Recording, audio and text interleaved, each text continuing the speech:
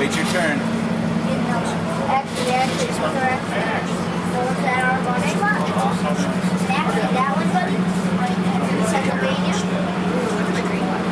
Go ahead.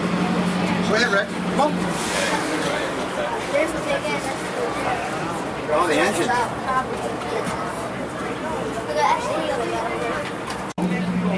Oh, look. Here's the switch. See the switch? Or Philly. I'll show you if he's moving straight or if he's going to go around. Like baseball games this year, we'll take a trade to this. We'll take this. We'll take this. I'll pull that. Well, yeah, and it keeps going this way, which is the exact. Let's go this way. There are 4 trains over there. Rex. Rex, come back over here with Dad. Look at the carpet. It's a train track carpet. Here's a moving train.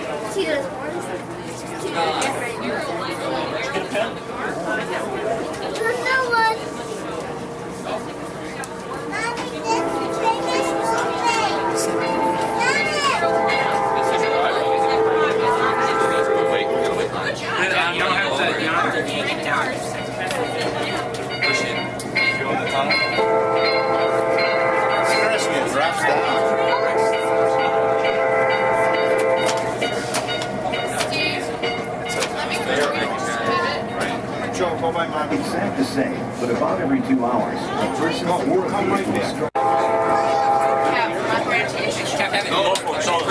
Put the throttle on. You know, when the Norfolk Western goes with the side.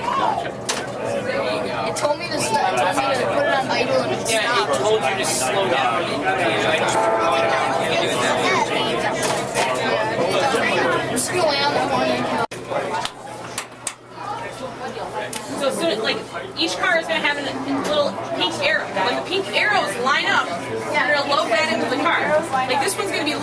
So when this pink arrow lines up with that pink arrow, you're going to load the lumber right on there. So now you tap it. Good job. That one's going to be green. Good job. Lumber. No!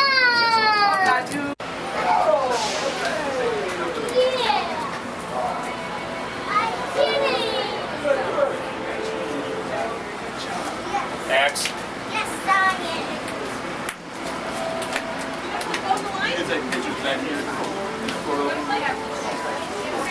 I'll go with this. X.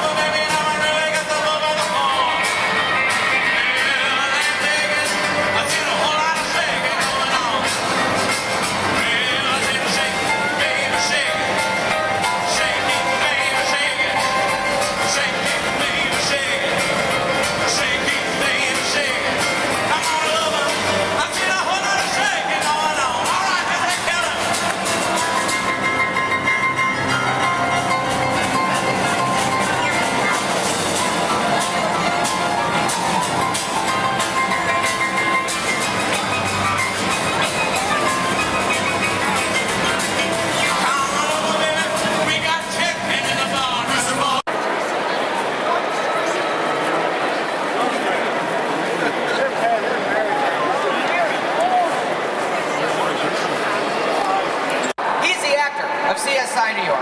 He's going to share his personal Amtrak experience with you guys. He's also a noted author. He wrote sections of his latest book, The Wealth Cure, putting money in his place while traveling abroad on the Amtrak Southwest Chief from LA to Chicago. Are you guys ready to meet the one, the only, Harper? Good to see you. How are you? Hey, Chicago, how's it going? Okay.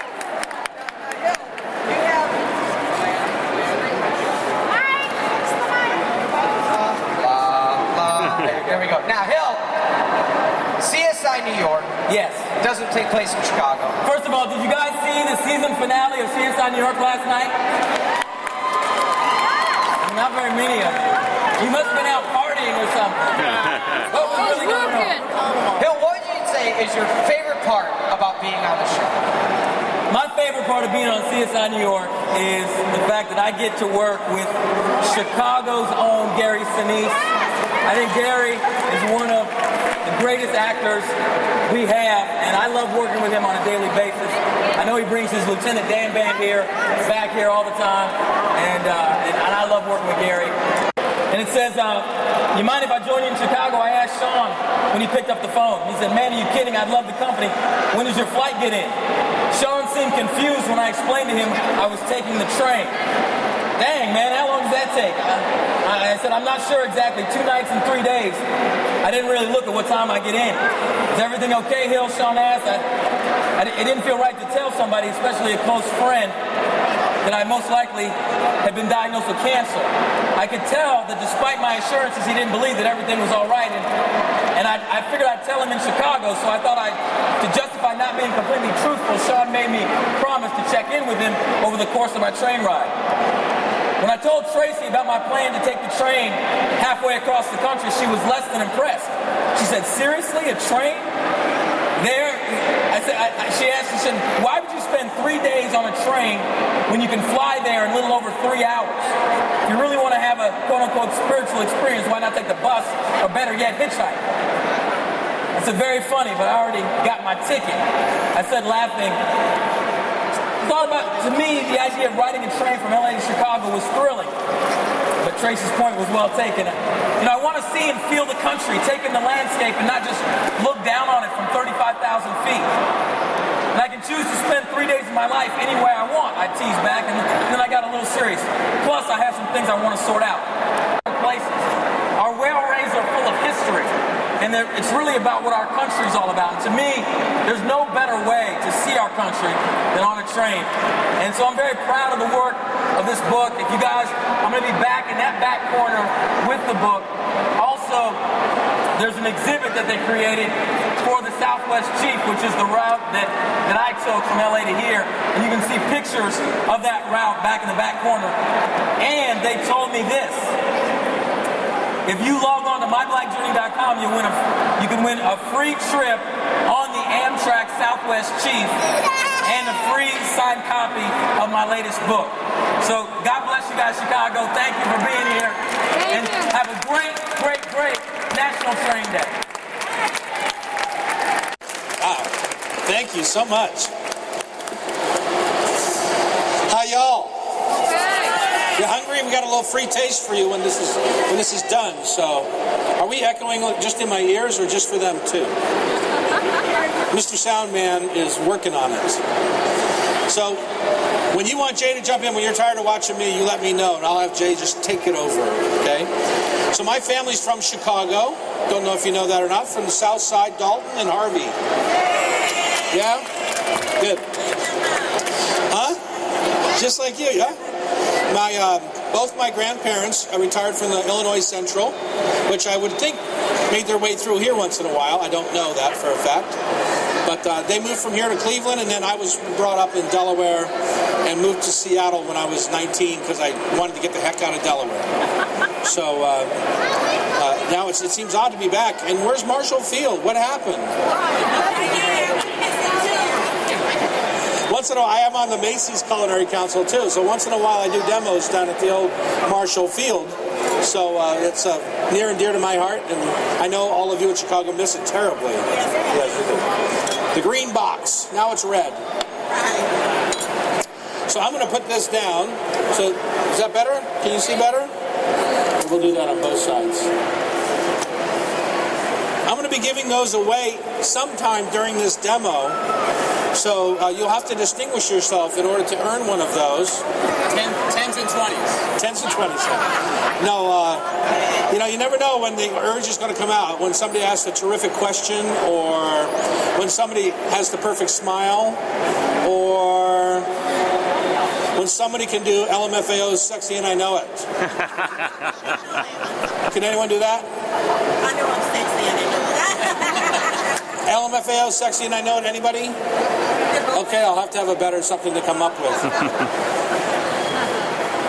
So today we're going to make my mom's favorite crab dip, and she's been making this since she moved to Delaware 50 years ago. And well, let's just talk about crab for a few minutes. I know there's no indigenous crab to this area. At least I don't think there's any Lake Michigan crab, is there? No. So The thing about crab meat is that it is very volatile. All right, so it goes bad very fast. So this morning I was at the Fulton Street Fish Market. Is that how that is? And I was looking at some crab in there, and it looked okay. It didn't look very good. Those are good days not to buy crab. But the other thing about crab is to make sure you think about buying from somebody who will give you a taste or at least a smell. It's hard to buy crab underneath plastic wrap, all right, because it's very volatile and it goes bad quickly if it's not stored on ice. So that's the first thing. If you're going down the aisle in the grocery store that's unrefrigerated and you see crab meat, keep going. Don't reach. Stop yourself. It's bad. It's not good. It's not anything to make crab cakes out of. Now, they have the new kinds of crab in the refrigerated departments of the seafood markets. It's pasteurized crab meat in a cup. Have you seen that? Well, I think it's Phillips brand or Chicken of the Sea. That's all coming out of India, Indonesia, Vietnam. And it's an okay product. It's not great, but it's okay. It's a good substitute. It's 2.5 to 3.5 pounds. Now, does anyone have experience with blue crabs from the East Coast? The number one blue crabs, the biggest blue crabs, are typically between 4 and 6 to a pound. I mean, to the same size. So 1 crab to break up, or 6 crabs to break up. I'd go with Dungeness. All right, so I'm just going to show you what I do with these. Has anyone been to the Pike Place Market or to the beautiful Northwest? Has anyone been to one of my restaurants? I don't know. What one were you at? Edda's. There you go. You get the first book. There you go. Edda is my daughter, Loretta, and she is graduating from college this week at Colgate University in New York. So no more tuition checks. No more tuition checks. Okay, so I usually get these and they're alive, right? And they're kind of like fighting for their life, literally. And so you have to be very careful because these guys can pinch your finger right off. They're very sharp and they have really strong muscles. So if you have your little fingertip in here, it can go with a Dungeness crab. That's probably not the case with a blue crab, but it is the case with a lobster and with this kind of crab. That's certainly the case with a king crab. People watch Deadliest Catch? Anybody watch that show? You know Sig Hansen? He's a friend of mine. He comes to our restaurant. We do shows together sometimes. So last year I was on his boat. It is crazy scary on his boat. Really, really crazy. So on a Dungeness crab, when you pick them up, you want them to be heavy. You want it to be as heavy as it looks. That's the same way with clams, mussels, oysters.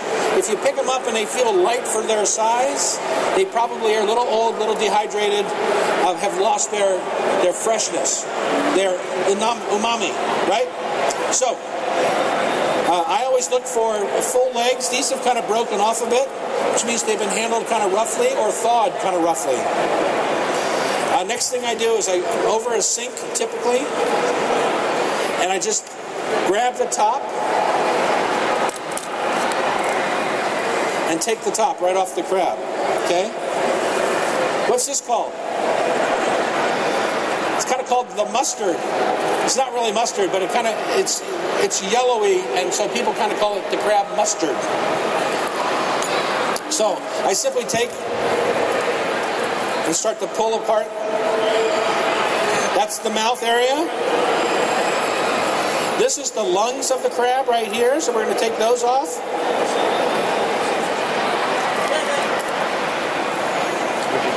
And then I take the tail piece off right there. And then simply just break it in half. So if you were getting a clean crab, if I had running water, I just rinse the mustard off here, and that would be a clean crab. Now in Seattle, we often will take the lid, clean it out, and then serve it right back on the crab as part of our presentation. But here,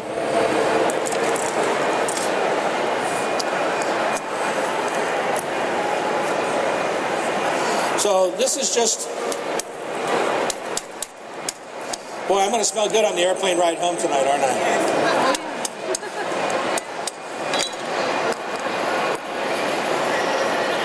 So, huh? Yeah, I'd like to take the train, but it's a 2.5-day process from here. Have you ever done that? Yes. And did it work out? Did you love it? Oh, yeah. Yeah. Good trip. So, if I was better at this, I could show you what I was going to show you. Crab meat is often sold by the size, right?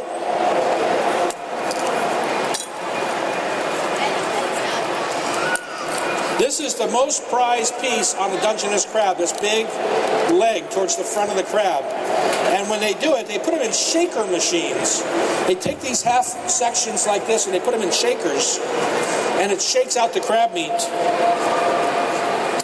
But the whole goal is to keep these pieces as big as possible. So this would be a crab leg right there.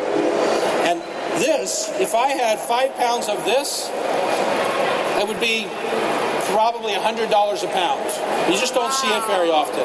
If I have a pound of this from the body, it's $20 a pound. It's the same crab. But this is just prized so much more than the body meat because it makes for a beautiful cocktail. It's very pretty. It's luscious. It's a big bite.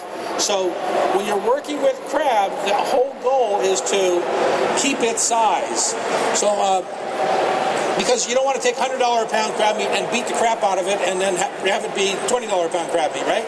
It's the same crab, but it's a size thing. So I always work with a rubber spatula, and I fold the crab meat like you might an angel food cake. Whether I'm making crab cakes or crab dip or whatever it is, I always work with a rubber spatula and fold to try and preserve the size of the crab chunks in my recipe. Does that make sense? Okay.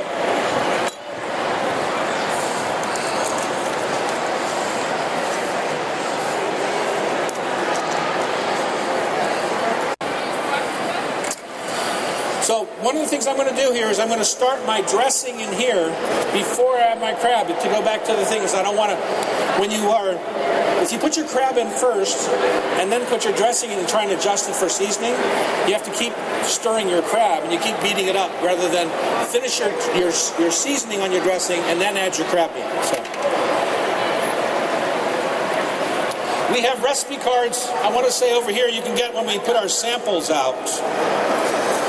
And I'm going to be doing another demonstration with salmon at 2:50. So in an hour or so, hour or two.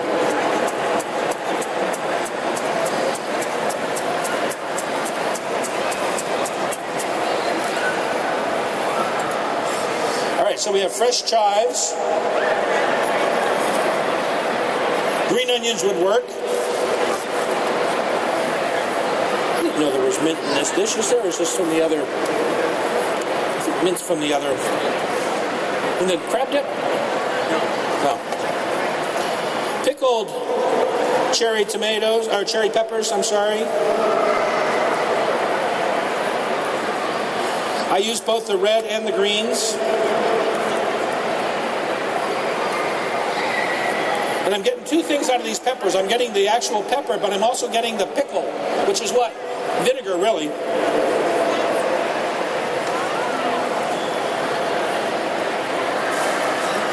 And the seeds are perfectly good. It's just that it adds a funny texture.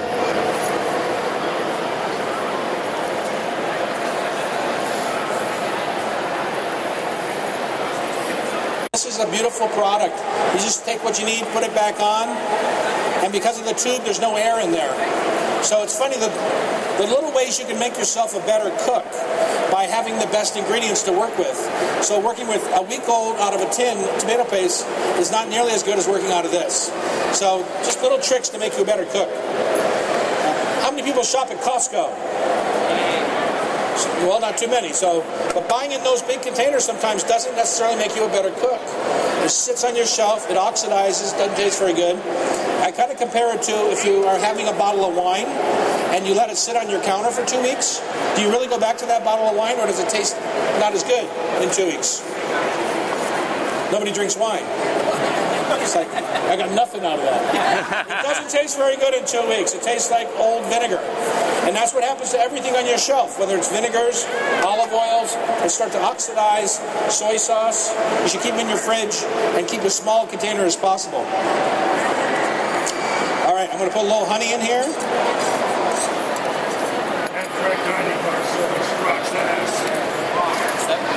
Yep. And then we're going to chop up a couple of hard-boiled eggs, a little horseradish, some mayonnaise. Who knows what I'm making here? Anything? Remind anybody of anything? Thousand Island dressing it reminds me of. It's very similar to Thousand Island dressing. What's the most flavorful part of the lemon? The skin. The zest. The zest has got and the lemon oil has got the lemony flavor. The inside has got some lemon flavor and good acid. So it's always good to use both sides of the lemon, the inside and the outside. One pass on your grater. And when you're eating, you'll get a little bit of that lemon zest in your mouth and it'll just pop out.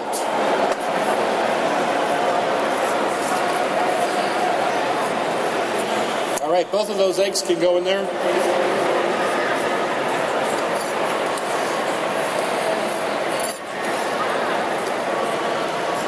We're not getting very many good questions, Jay. I don't think they care. They just are waiting for their free bite. You have to ask a question. All right, you could squeeze that for me. No seeds. So one of the things I like to do to decide on my salt, check your crab meat, right? Dungeness crab is much saltier than the blue crab that you might get or the swimmer crab because it's caught in the ocean at sea, cooked in a brine, and then frozen. So it's just as naturally a more salty product. So that's just something you want to check out. The swimmer crab, yes sir.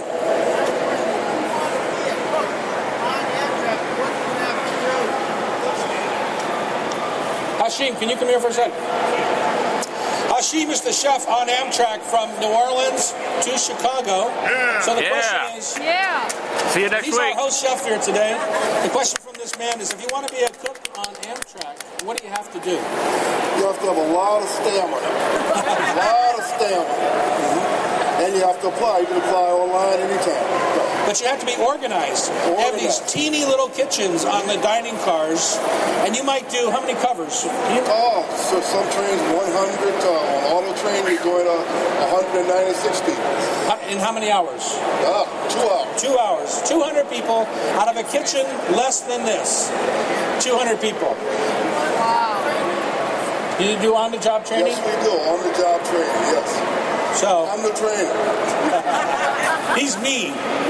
Yeah. But, so yeah, you can do that. And it's a really fun job. All right, so we've got our lemon juice. You want to stir all that up? The train, what makes it to the train? Because I have developed probably 100 dishes, Jay probably 500 for the train, but only a couple actually make it.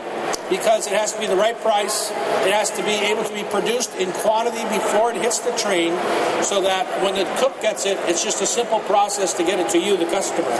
And that goes through a tasting committee of 10 people, and even larger sometimes. Sometimes we've had 40 people at our tastings. So that's how that works. They change the menu every quarter now, right? Right. We get together as a group twice a year to do a big design session, and then we build menus that cycle. So these menus, like for the Acela, for instance, where there's 4 menus, they run for 2 weeks. So if you're a frequent traveler, you don't always get the same food.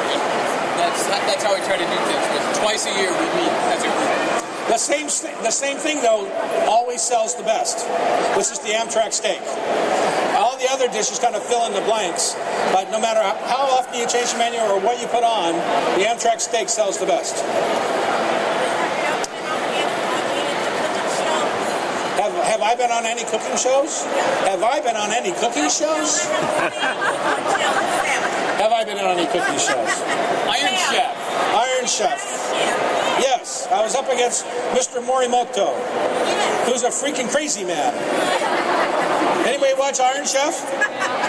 Yeah, he's you know, it's ridiculous how smart that guy is. I'm just going to build him up.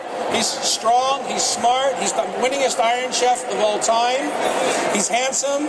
All we're going to do is fold this in real gently. And you can see I have some big chunks in there and some little chunks. And the idea is when we're done folding that we have exactly the same. We made a taste for 200. It's difficult to do that in a large batch. So if you have to make it, I always suggest making multiple batches separately so that you can handle it more delicately.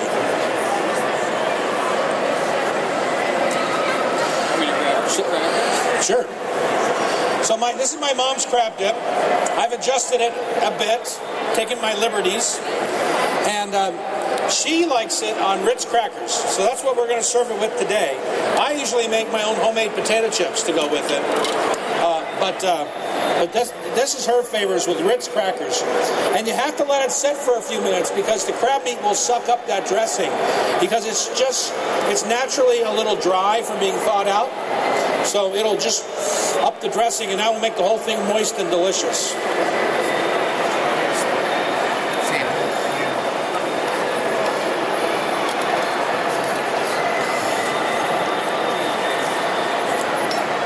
I forgot.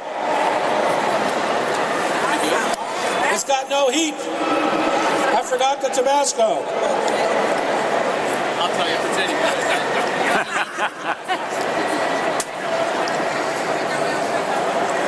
So that's what you kind of want to avoid is adding ingredients late because then you have to re-stir.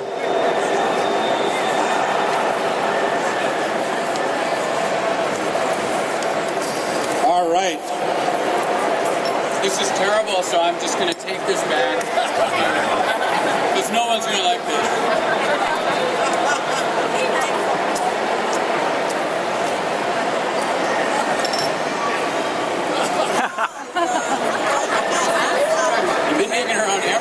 It needs just a little pick. All right. So we have right next door here, you can see some people are already lined up. The last person to get a bite will get the last book. So what does that mean? It doesn't pay to charge the free station. All right.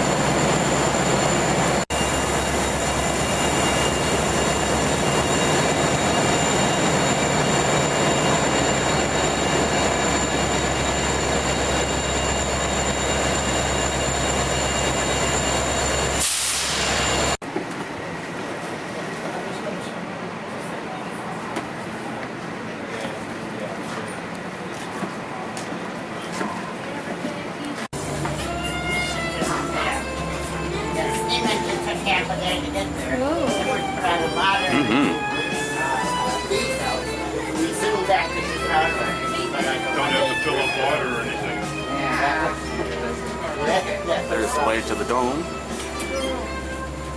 Watch step on.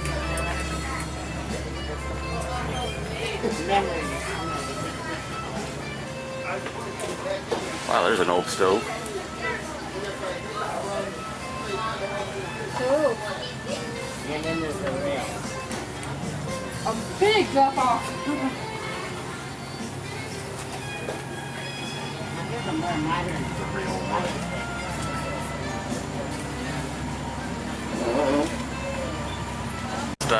Old style dining car. Hi, how are you? Good, how are you?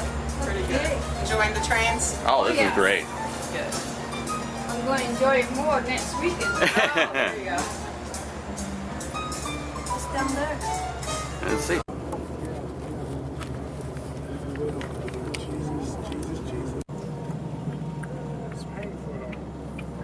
Until later. So,